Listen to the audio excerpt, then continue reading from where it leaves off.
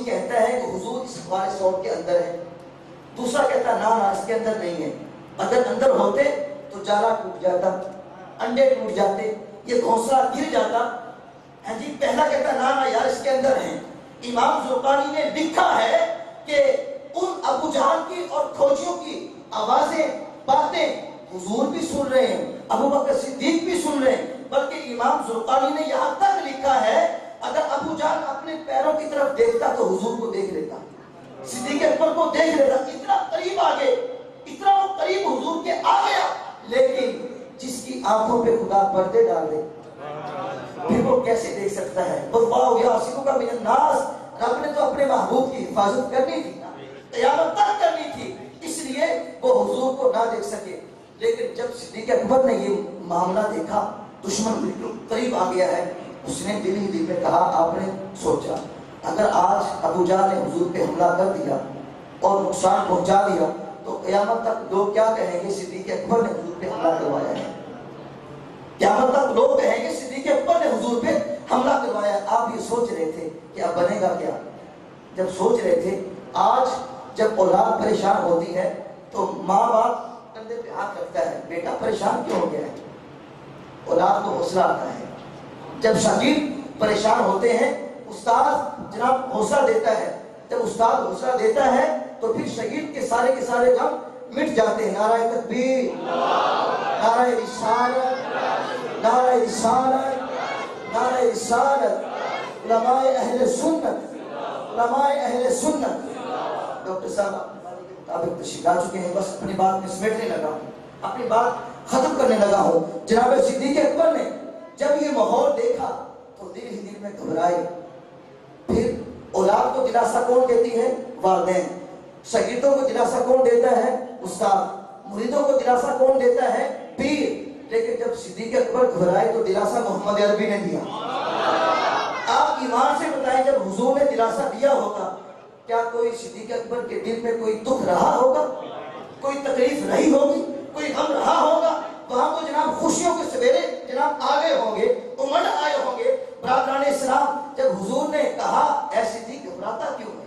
گھبراتا کیوں ہے؟ اب صادق و صدیق کی گفتگو کا انداز رب تعالیٰ نے اس کی تصویر کھینچی، اس کا منظر قرآن کے اندر کیسے بیان کیا؟ رب فرماتا ہے ثانی اثنین، دو میں سے دوسرا، اذ ہما فی الغار، جب وہ دونوں غار میں تھے، اذ یقول لصاحبہ، جب وہ اپنے ساتھی سے فرما رہے تھے لا تحزن، غم نہ کر، ان اللہ معنا، بے شک اللہ تعالیٰ ہمارے ساتھ ہے۔ فرمایا ابو بکر اگر ابو جہل کے ساتھ جلال ہیں، گنڈے ہیں، بدماش ہیں، گھبراتا کیوں ہے؟ ہمارے ساتھ عذاب ہے، خدا کی رحمت ہے۔ میں اب آگے کو نہیں چلاتا کیونکہ ڈاکٹر صاحب نے آگے بھی جانا ہے، اپنی بات ختم کرتا ہوں۔ بیان ہو کس زبان سے مرتبہ صدیق اکبر کا، بیان ہو کس زبان سے مرتبہ صدیق اکبر کا، ہے یار غار محبوب خدا صدیق اکبر کا، ہے یار غار محبوب خدا صدیق اکبر کا۔ رسول اور انبیاء کے بعد جو افضل ہو عالم سے، یہ عالم میں ہے کس کا مرتبہ؟ صدیق اکبر کا۔ نبی کا اور خدا کا مدح گو صدیق اکبر ہے، نبی صدیق اکبر کا، خدا صدیق اکبر کا، نبی صدیق اکبر کا، خدا صدیق اکبر کا۔ وآخر دعوایا ان الحمدللہ رب العالمین۔ بلا تاخیر میں مبلغ یورپ، محبوب العلماء حضرت علامہ مولانا پیرزادہ محمد رضا صاحب کی مصطفی صاحب کے بہت ہی اہم اور منظور نظر ڈاکٹر محمد عبداللہ آصف مصطفی صاحب آپ تشریف لائے ہیں۔ میں آپ کو بلا تاخیر آپ کے نعروں کی گونج میں دعوت خطاب دیتا ہوں، اپنے بڑی محبت کے ساتھ استقبال کرنا ہے۔ پتہ چلے شمع بارک والے واقع حضور کے پروانے ہیں، پتہ چلے اپنے مہمانوں کا ادب بھی کرنا جانتے ہیں، ان کو سننا بھی جانتے ہیں اور ان کا استقبال بھی کرنا جانتے ہیں۔ نعرہ تکبیر، نعرہ رسالت، نعرہ رسالت، لبیک لبیک لبیک یا رسول اللہ، لبیک لبیک لبیک یا رسول اللہ، لبیک لبیک یا رسول اللہ، لبیک لبیک لبیک یا رسول اللہ، لبیک لبیک لبیک یا رسول اللہ۔ تاجدار ختم نبوت،